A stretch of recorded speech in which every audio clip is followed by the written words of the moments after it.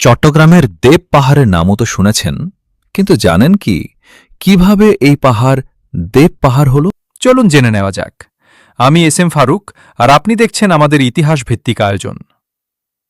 আজ থেকে প্রায় ১৩০ বছর আগে চট্টগ্রামের পটিয়ার দার্জিলিং ভুটিয়া স্কুলের প্রধান শিক্ষক ছিলেন শরৎচন্দ্র দাস। তিনি শুধু একজন শিক্ষকই ছিলেন না, তিব্বতী ভাষা, ইতিহাস ও সাহিত্যের একজন অসাধারণ পণ্ডিতও ছিলেন। তার এই অসামান্য জ্ঞানের কারণে ব্রিটিশ সরকার তাকে বিশেষ গুরুত্ব দেয় এবং রাজদূতের মর্যাদা প্রদান করে। ইংরেজ সরকারের সহযোগিতায় তিনি চীন, জাপান, তিব্বত ও সিকিম সফর করেন। বিশেষ করে তিব্বতে তিনি ব্রিটিশ সরকারের গোপন কূটনৈতিক অভিযানে গুরুত্বপূর্ণ ভূমিকা পালন করেন। জীবনের ঝুঁকি নিয়ে তিনি ২ বার তিব্বত ভ্রমণ করেন এবং ব্রিটিশদের নানা গুরুত্বপূর্ণ তথ্য সংগ্রহে সফল হন। এই অবদানের স্বীকৃতিস্বরূপ ১৮৯৬ সালে তিনি রায় বাহাদুর উপাধিতে ভূষিত হন।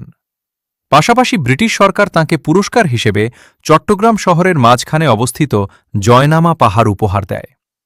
পরে শরৎচন্দ্র দাস সেই পাহাড়ের চূড়ায় একটি দেব মন্দির নির্মাণ করেন, আর সেই মন্দিরকে কেন্দ্র করেই জয়নামা পাহাড় ধীরে ধীরে মানুষের কাছে দেব পাহাড়। বর্তমানে এই ঐতিহাসিক দেব পাহাড়টি চট্টগ্রাম সরকারি উচ্চ বিদ্যালয় এবং হাজী মোহাম্মদ মহসিন কলেজের পেছনে অবস্থিত। ইতিহাসের নীরব সাক্ষী হয়ে আজও এটি বহন করে শরৎচন্দ্র দাসের স্মৃতি ও ঔপনিবেশিক সময়ের এক গুরুত্বপূর্ণ অধ্যায়।